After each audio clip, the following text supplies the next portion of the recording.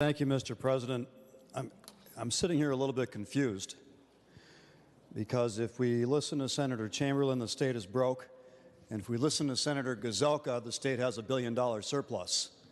In fact, I think the majority's whole budget scheme is built around that concept. So I really am confused what the state of the state's finances really are. But I thought it'd be helpful to do a little more of a historical look at why tuition has been going up. When I first got elected to the House in the 2002 election, entered in 2003, Governor Pawlenty was a governor, and we had a very tight budget. We made cuts.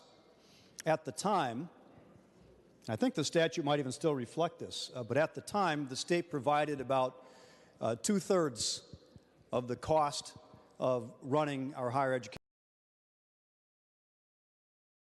education system to the University of Minnesota and what was then just called MNSCU, Minnesota State Colleges and University System. 2/3.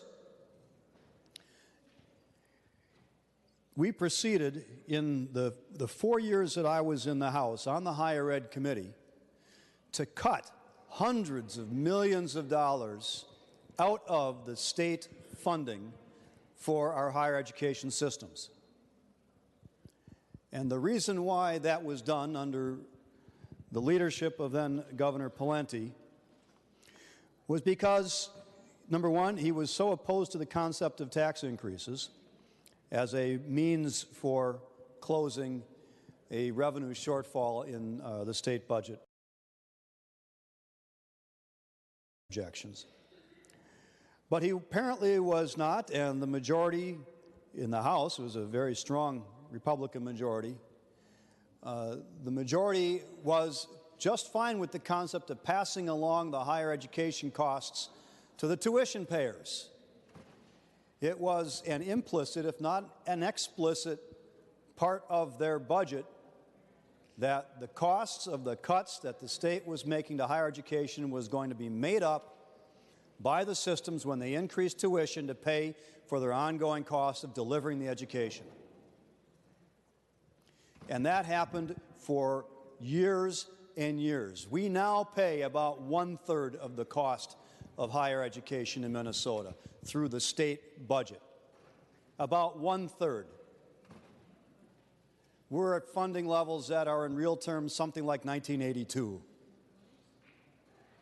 So if you really want to look at why our students and their parents are paying more in tuition, it's because we as a state have utterly failed to pay the costs of the public good that higher education is for all of us. I said at the time, and I still believe it to be true, that tax at that time would really have been better spelled as Tuition. Tuition.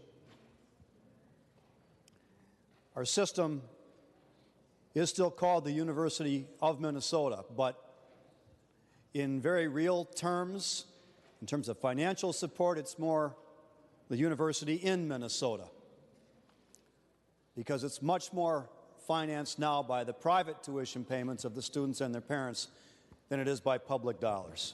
Certainly not state public dollars. There's a fair amount of federal research money that still goes to the university. But we really have more of a private system than we have a public system.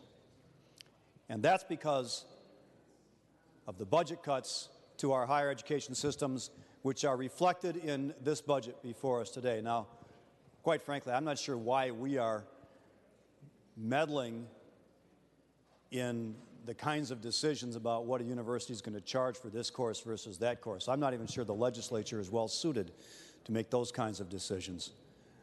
We ought to be making decisions that are more broad in nature and let the institutions that are actually delivering the services make some decisions like this on their own.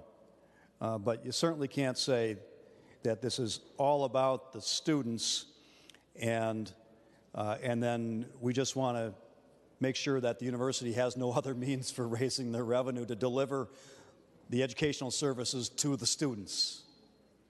Because if it's all about the students, what they really want is to have a good learning experience and to graduate with a degree that's going to have them prepared to enter the workforce. That's what we need to keep our eye on.